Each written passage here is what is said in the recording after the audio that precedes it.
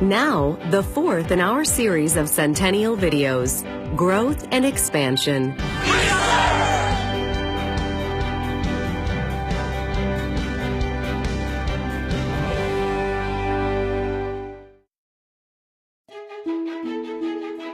For 100 years, Lions have combined their desire to serve with strategic expansion around the globe, making Lions Clubs International the world's largest service club organization.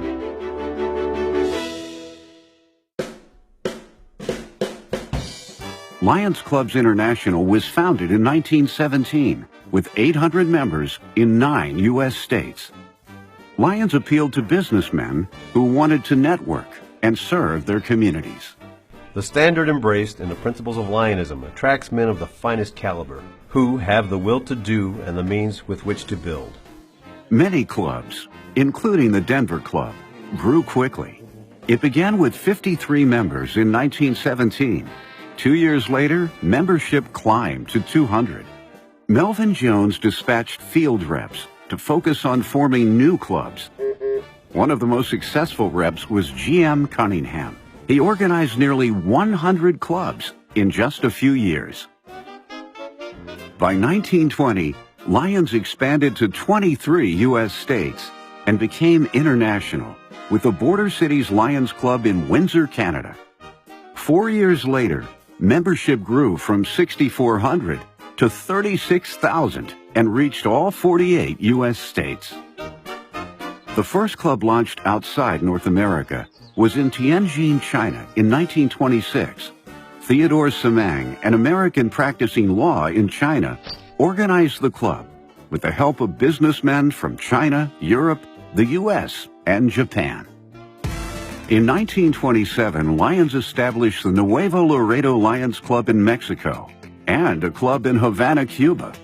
At the 14th International Convention in 1930, International President Ray Riley called for an aggressive campaign in foreign extension so that Lionism may have the stimulation of world contact. Early on, several famous people were recruited to spread the word about Lions. Admiral Richard E. Byrd, Jr., a member in Washington, D.C., publicized Lions on his trips to the North and South Pole in the late 1920s. We carried the Lions flag with us to the top of the world and felt it the greatest possible honor to do so. Later, another famous aviator and an honorary Lion, Amelia Earhart, became the first person to fly nonstop from Los Angeles to Mexico City, where Lions were holding their international convention. She congratulated the organization on doing its full share toward the furtherance of the spirit of Lionism and international relationships. Despite the Great Depression, Lions continued to cross borders, with new clubs in Latin America throughout the 1930s and into the 40s. We're developing at the rate of about a club a day. You'll find them in some phase of activity for the community, state, and nation. After World War II, Lions crossed oceans and political divides. The Lions had the high ideals that could appeal to a group of young men just returning from the battlefronts with a worldwide vision. A group of young men active, energetic, enthusiastic, the doers of the earth. In 1947, Lions expanded beyond their wildest dreams, becoming the world's largest service club organization. New clubs were chartered in Australia, Europe, and Asia. By 1950, there were more than 400,000 members in 31 countries. Lionism is a tremendous force. As Lions, we are all going far beyond our political boundaries, building up a brotherhood among the citizens of our several countries. Lions chartered clubs in South America, Europe, Africa, the Middle East, and South Asia in the early 1950s. President Edgar M. Elbert called it the beginning of the glory years. By 1957, Lions reached all 7 continents with the launch of a club of scientists at a research station in Antarctica. Our association now has clubs in 91 countries or geographic areas of the free world. Lions in Pennsylvania organized the first Leo Club at Abington High School in 1957. Within 10 years, Leo Clubs became an international program, offering youth the opportunity to serve and develop leadership skills. To me, it was the only service organization at school that I really wanted to be in because it was the only one that did anything that I really thought I'd like to do. Birgitta Akestam, a Leo in Sweden in 1972, dreamed of becoming a Lion, but she couldn't because she was a woman.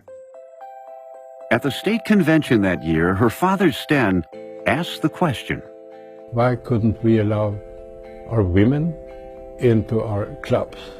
It took a long time. È stato anche molto piacevole, anche con soddisfazione, perché abbiamo incontrato anche Lions maschi che ci hanno, come si può dire, confortato e che ci hanno stimato, quindi hanno capito il nostro lavoro.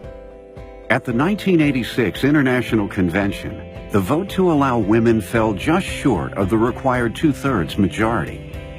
The following year saw a landmark U.S. Supreme Court decision. A sweeping anti-discrimination ruling was handed down today. The court ruled on a suit with another organization that women must be allowed to join such clubs. Lions in the U.S. quickly moved to welcome women as members. We feel that it's certainly time for service club organizations in the United States and indeed the world to open up to women. A few months later, International President Sten Akestam presided over the International Convention in Taipei, where Lions voted to open membership to women around the world. There was a great roar in the convention hall. I hereby accept membership in the Lakeview Lions Club. Soon, women became the fastest growing group in the association. From the 1980s into the 90s, Lions chartered clubs in 36 new countries. A partnership between China Disabled Persons Federation and Sight First opened the door for Lions clubs to be the first service club organization in China. Lions are able to get in is because we've been working so hard to help the people over there. In 2002, Lions chartered clubs on the Chinese mainland. They've embraced the opportunity to serve. The 21st century has seen growth through specialized clubs. Our campus club is rapidly growing. Our goal is to get over 100 members. On campuses, in families, and in the workplace. We are Lions from Fort Belvoir, Virginia. Hoorah!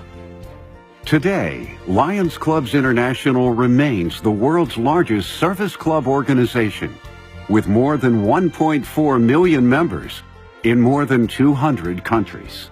Yeah! Lions continue to grow and meet the changing needs of communities and the world as they move forward into their second century of service. Yes.